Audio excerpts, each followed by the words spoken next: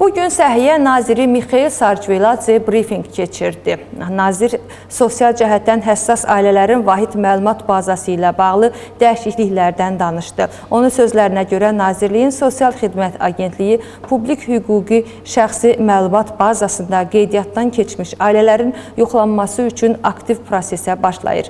Nazirin sözlərinə görə yoxlanmanın məqsədi yalnız mövcud qanunvericiliyə uyğun olaraq dövlətdən maliyyə dəstəyi alma hüququnda olan ailələrin və şəxslərin məlumat bazasında qalmasını təmin etməkdir. O bildirib ki, bu proses sosial yardımın daha ədalətli və ünvanlı şəkildə bölüşdürülməsini təmin edir ki, resurslar mümkün qədər ehtiyaclara yönəldilsin və dövlətdən həqiqətən dəstəyə ehtiyacı olan şəxslər yardım alsınlar.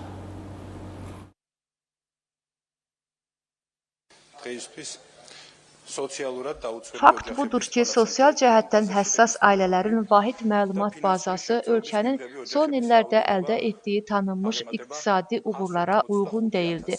Bu səbəblərə görə bu rəqəmləri manipulyasiya etmək və yalançı təəssüratlar yaratmaq üçün zəmin yaradılırdı.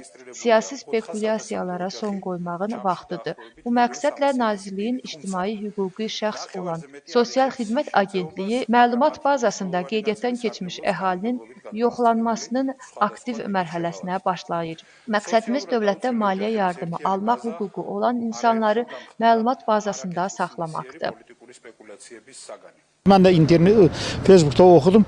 O yardım alanın hardasa da 8% Gürcüstan üzrə 80 min, 90 min nə qədər insan alırsa, onun 88% deyir varlı adamlardır, imkanlı adamlardır. Onu da mən də bilmərəm qızım, mən liçini almıram. O da alanlar da yaqın ki, məcburiyyətdir. Hökumət onu bilmiyorum kimə veriləsidir.